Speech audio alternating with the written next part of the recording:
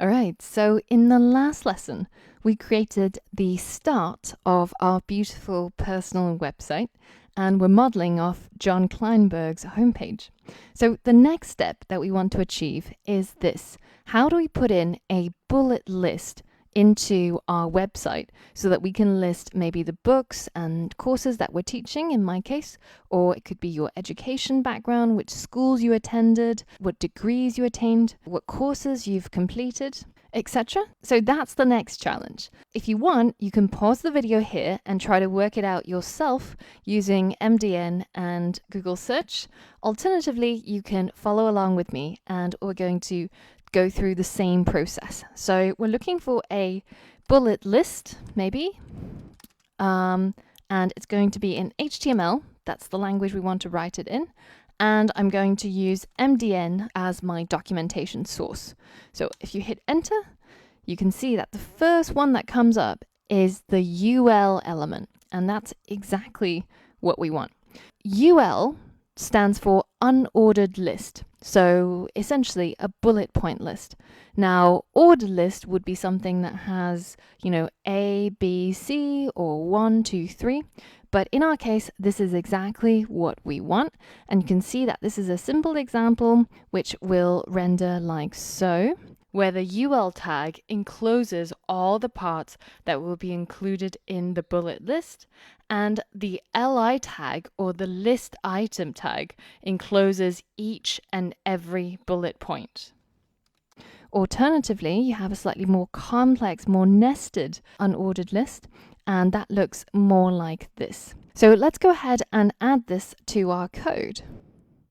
So we've got this H3. That is the subtitle for the books and courses that we're teaching. So I'm going to go ahead and add a new UL, unordered list, and a new list item. And I'll add something like the complete iOS app development bootcamp. And then I'll go ahead and add another one, the complete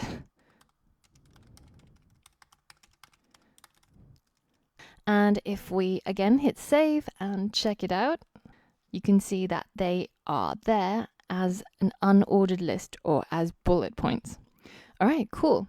So the next thing that I want to add is outside of the unordered list, I'm going to add another H3, and this is going to have the subtitle of, let's say, my hobbies.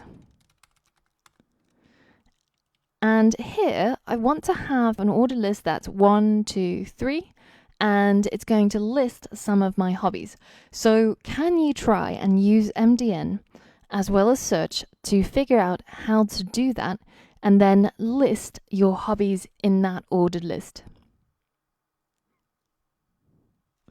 All right, so let's walk through it together. If we have a look at unordered list, if you scroll to the bottom, there's usually a part where it says see also on MDN, and this tells you these related HTML elements, which are list items and the ordered list, the OL. So let's click on that and we can see how this works. This is a simple example of an ordered list, and you've got the first, second, and third item as list items. So the format is exactly the same as the unordered or the bullet list, apart from the fact that this time we're replacing UL with OL. And similarly, you can nest these lists. You can nest a ordered list inside an unordered list, and also vice versa. And there's a whole bunch of modifications that you can have with your ordered list, for example, using Roman numerals instead of using numbers. And let's go ahead and put it into practice on our website. So I'm going to list a whole bunch of hobbies under a ordered list. And the first list item is going to be, let's say, beer brewing. And the next one will be martial arts.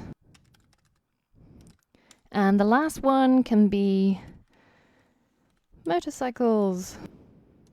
There we go. Cool. So those are my hobbies, and they're included under an ordered list inside list items. And if we go ahead and hit save and then hit refresh, you can see that we've got our ordered list and our unordered list inside our homepage. All right, cool. So this lesson was all about HTML lists If you're interested, you can have a look at some of these other types of lists, such as the ordered lists which start at a particular number, or the lists that use Roman numerals, and you can mess around with that code inside your playbook or inside your website. In the next lesson, we're going to be covering the image element, and we're going to be brightening up our website with some pictures. So for all of that and more, I'll see you on the next lesson.